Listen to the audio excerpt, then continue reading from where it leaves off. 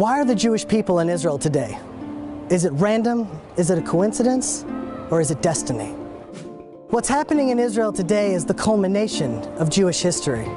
For almost 4,000 years, the Jewish people have been living on faith.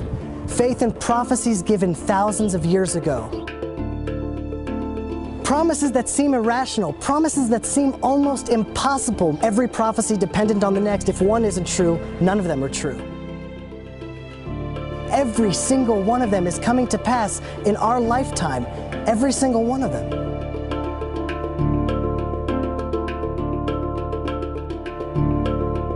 The first promise to Israel was made to Abraham, an eternal covenant.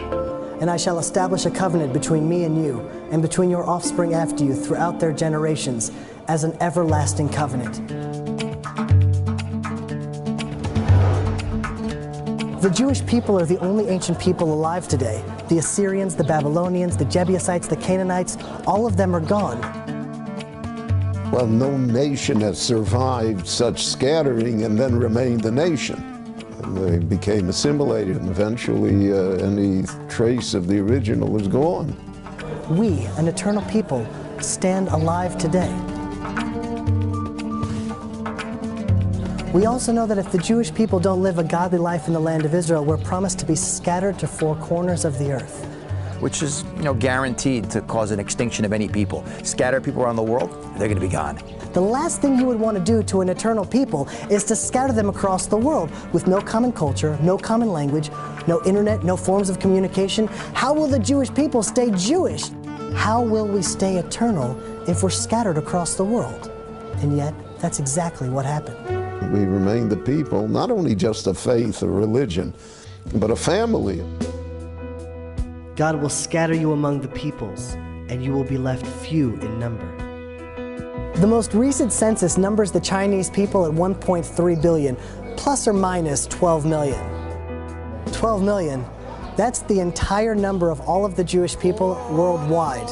We're a statistical error when just counting the people in China. That's how small we are. The fact that we're scattered and small, and we've been subject to the greatest hatred in human history.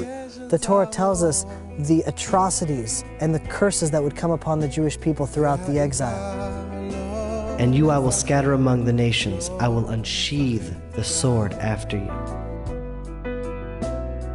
No one has suffered as we have suffered. No one has been as persecuted. Anti-Semitism, the oldest, most universal, intense, irrational hatred in the world. If it was pogroms, crusades, the Inquisition, Muslim oppression, nation after nation, religion after religion.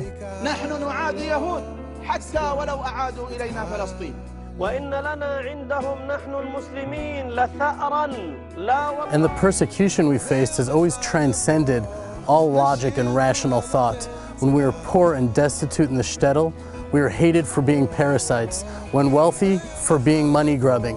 One thing that we could always rely on is that there would always be a reason, a pretext to hate us. And despite all the persecution, not only have we survived, but we've thrived. Now imagine that, a tiny, persecuted, scattered people.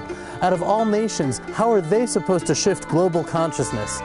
The same nation that everyone's going to hate, is going to be scattered around the world and shouldn't even be here, is told we're going to be a light to nations? Those two things don't go together. We shouldn't even be here, much less impact the world. Here is a people that, small in number, that has influenced the world in unbelievable fashion. All the science and all the wonderful things that they contribute to the rest of the world. Wherever they find themselves in any country, they become the lifeblood of that country. They're an extraordinary energy. And you can literally see a direct correlation between countries that have Jews in them and how they treat the Jews and how those countries do in terms of their political development, their scientific development, their technological development. The Torah tells us that if the Jews don't do their charge, so they will be sent out of the land, and while they're away, the land will become desolate. The land in the late 1800s was barren, full of rocks. We couldn't produce anything here. Mark Twain came here in 1850. He talks about all these places that he tried to pay respects to. He was saddened by the fact that it was a desolation. Nothing grew here. The land would lay desolate, and your foes who dwell upon it will be desolate. Now, to understand the impossibility of that promise, you have to understand the geographic map of biblical Israel. All the ancient pathways cross through Israel. Every empire throughout the last 2,000 years tried to settle the land of Israel. Babylonia, the Persians, the Medes, the Greeks, the Romans, the Ottomans, the British, all of these empires with all of their wealth and all of their resources tried, and all of them failed. So you think land is land. Either it will be fertile or desolate. Either it will bear fruit or not. But the land of Israel plays by an entirely different set of rules. Then we're told that when the Jews return to the land of Israel, the land will start to flourish again. It'll blossom. Just as the people have been revived, the land has been revived. The land of Israel responds to the people of Israel. The land didn't change, it returned to itself. The blood rushed to its cheeks and the color returned to its eyes. The fruit had a vibrance of color like it hadn't in thousands of years.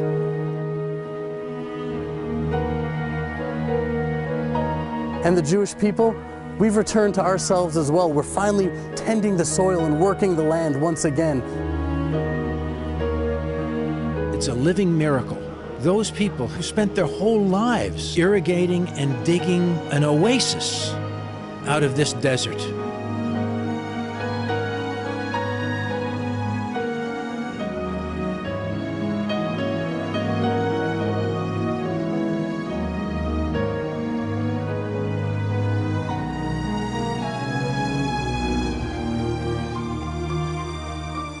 The ingathering of the exiles, it's the most prophesied event in the Bible. It's mentioned over 40 times. Unprecedented in history. Never before has a nation been scattered across the world and then ingathered to its ancient homeland. And yet every single prophet mentions this miraculous feat that will happen.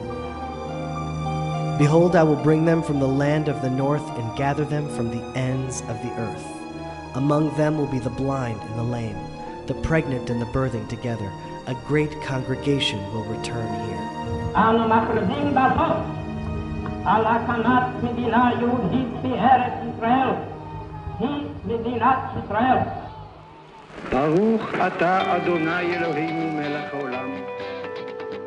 And now they have been returned to the land.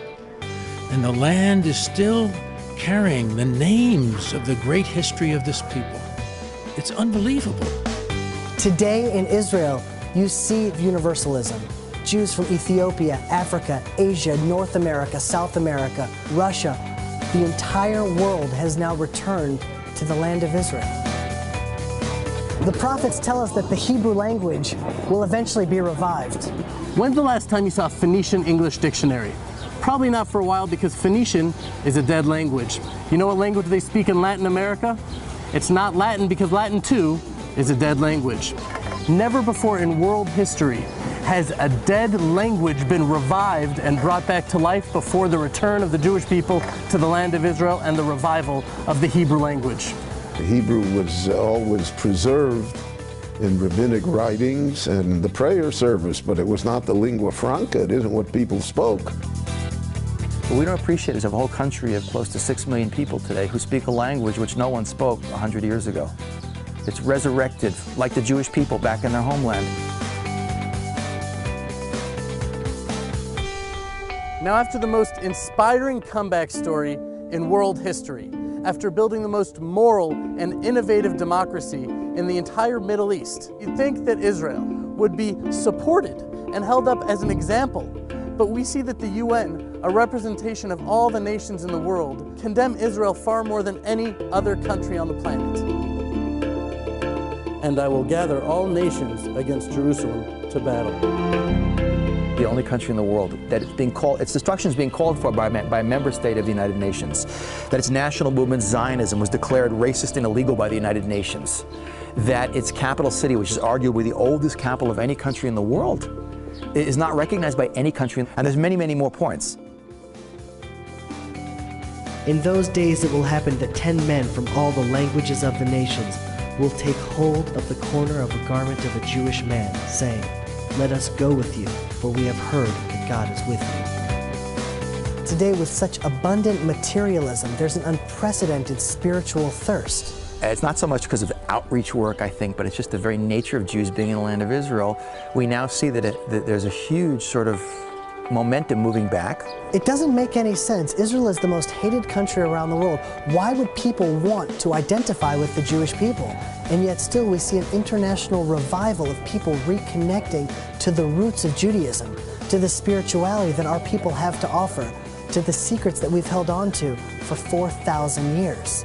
The spiritual revival is happening today. As Israel becomes increasingly isolated in the world, there will be those who stand up for Israel with the faith and integrity of Abraham, and they will make all the difference.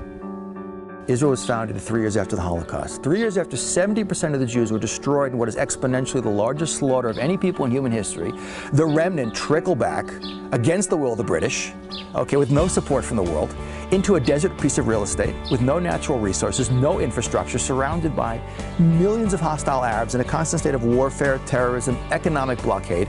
And think about it, within a few years, the desert is exporting fruits and vegetables to the rest of the world. That Israel is the only country in the world that has more trees at the end of the 20th century than the beginning. In terms of high-tech per capita, the most in the world is in Israel, done in less than 40 years, with no natural resources, constant war, terrorism, economic blockade. It's unbelievable, but people just don't see it because we've gotten used to it. It's Jewish history. It's all supernatural. We were given these visions and promises thousands of years ago for our time and for our generation.